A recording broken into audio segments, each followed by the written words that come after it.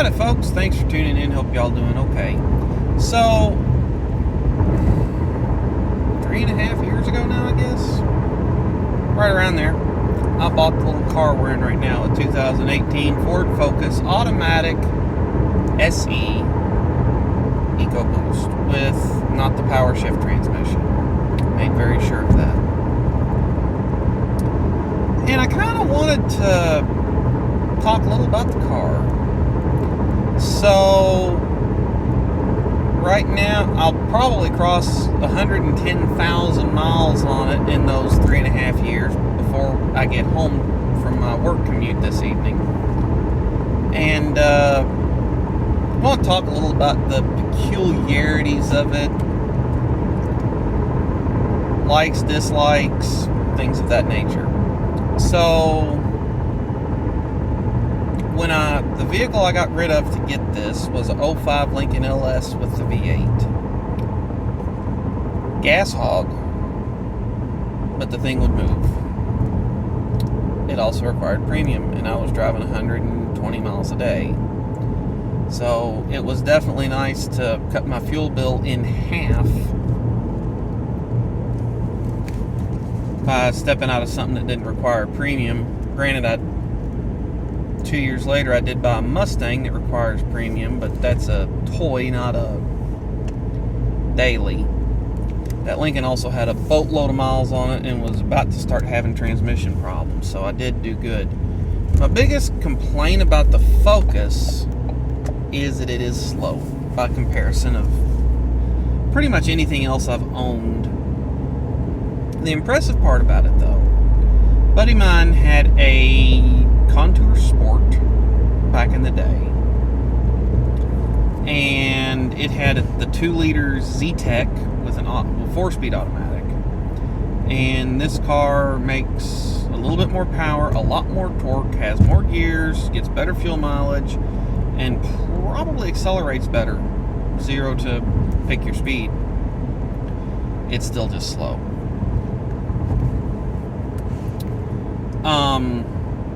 I bought it just for the fuel mileage and because it was, a relatively comfortable car. Matter of fact, having worked at the dealership for a few years, I knew that this was about the smallest car that I could comfortably fit in for any amount of time. Demoed a couple Fiestas when I was in sales, and I didn't fit very comfortably for any amount of time. Not enough legroom, my legs would start cramping. So, I got the smallest car that I'd fit in just for me to run back and forth to work in. And I like it. It is slow. It drives really good. Rides fair for a compact car. Rides better than my Mustang any day of the week. But wife has an Explorer. That rides better. My Lincoln ran better. This, I don't know if it handles as good as my Lincoln. It's way more predictable being front-wheel drive. And it doesn't have the power to break traction unless you're in snow or ridiculously slick roads. But it's very predictable. It'll just understeer. It does drive really good, but I don't think it's quite as good as my Lincoln drove. I think the Lincoln, if you knew what you were doing, you could get a little bit faster in the corners than you can this.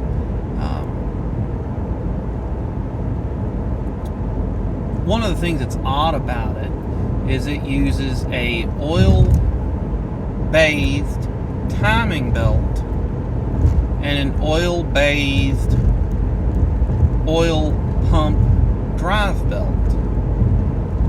At about 84,000 miles one night on my way into work, I'm listening to news or whatever, and I get a little soft beep.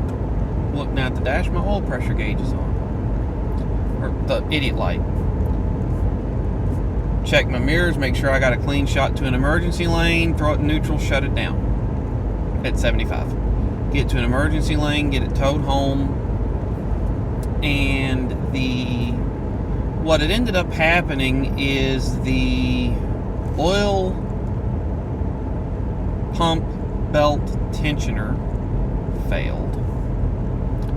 and had to replace the oil pump drive belt. I went ahead and had them replace the timing belt while they were in there. And I think there was one other part they had to replace, something that that got galled by something.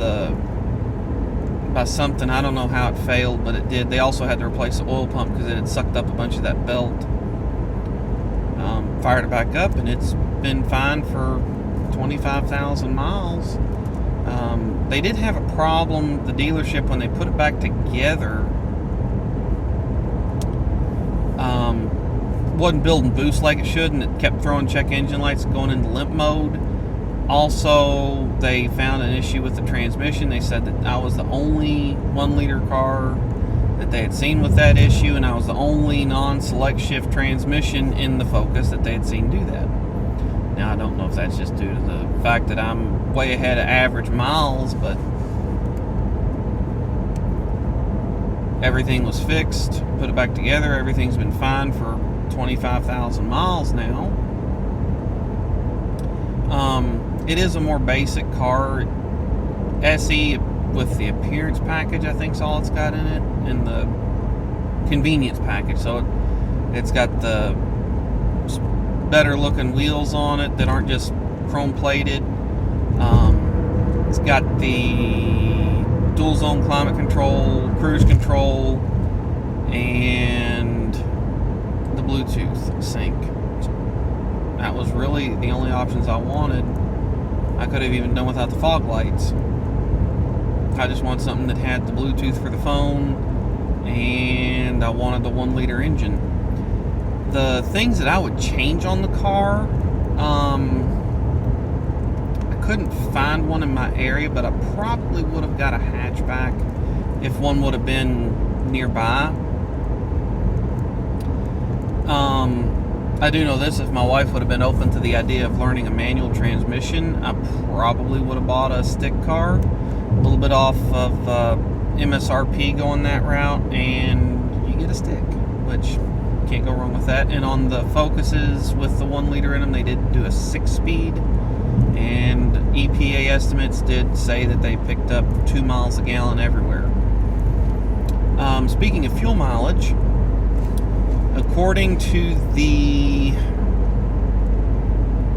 trip calculator right now, I'm averaging 39.1, which is, or 39, it just clicked over because I'm pulling a hill.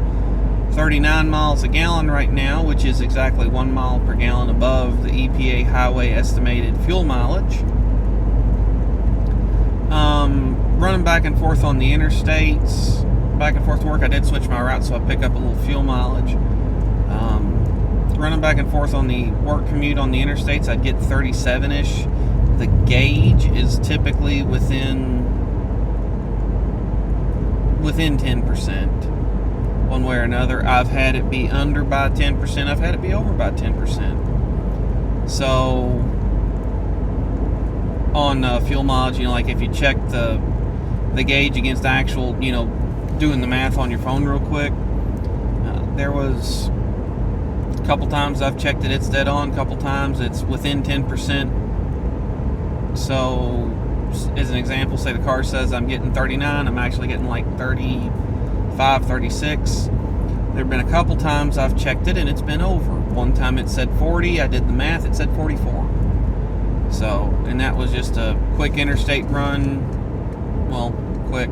I was on the interstate at 2 in the morning, not in a hurry to get anywhere, and just driving the exact speed limit with no traffic and no pressure to go fast. The one thing I'd change about the car is just the lack of power. Ford, when they debuted this engine in the UK a few years back, wanted to showcase that, yes, it is tiny, but it's capable. And so they put this 1-liter engine in the Formula Ford car. Think of it as a baby Indy car or baby F1 car. 1-seater, open cockpit, open wheel vehicle. They did do a different turbo on that car that was right out of the Ford parts bin. And they also did a reflash, and on the stock bottom end you can... Whoa, we got police up here. I'm going to slow down. Got 2 cops off the side of the road on a place with very little shoulder. So I am just taking my dear sweet time getting past them.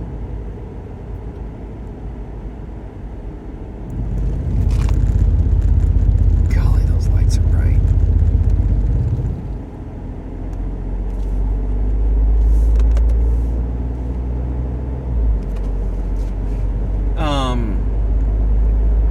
Stock bottom end, and in that car they were able to get any on a stop tune. They were getting 160 or 70 horsepower. When they did a big tune, they were getting up to 205 on the stock bottom end. Out of 1 liter, that's crazy.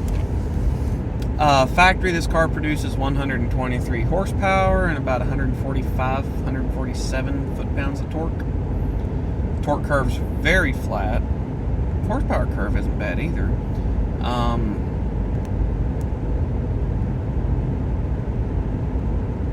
Like I said, my biggest complaint is power. I think they should have resized the turbo a little bit or something to give you a little bit more pep. They did do an overboost feature where it'll,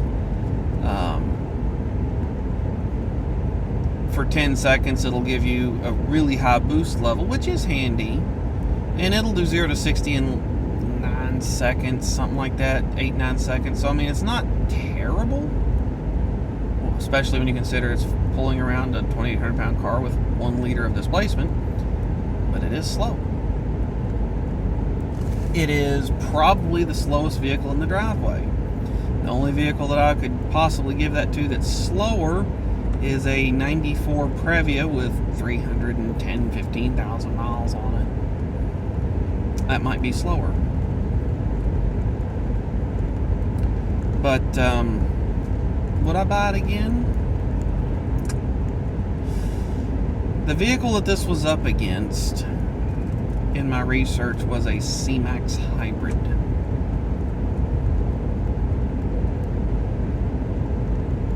I know the C-Max is faster. I know that it would handle about the same. I don't know. It's a fun little runaround. It drives like it's on rails. I can fly down some back roads if I have to. I think the most impressive thing I've ever done with this car is one time ended up having a bit of an emergency with concerning one of my kids, and I had to get to the hospital and hurry. And just the way things had worked out, I'd filled up right before this run, and I'm going exactly the speed limit in Mexico. And after a bit of very aggressive, very spirited driving at some interesting speeds, I was still getting like 28 to the gallon, and like I wasn't even paying any attention to that. I just jumped in the car, fired up, the gauge displays 28 miles a gallon for the past however many miles, and I'm like, no kidding, I was beating the crap out of that little thing. So I was impressed. But anyway, enough of me talking about this little old car. I just thought it would be interesting to talk about. Thanks for tuning in. Catch y'all next time.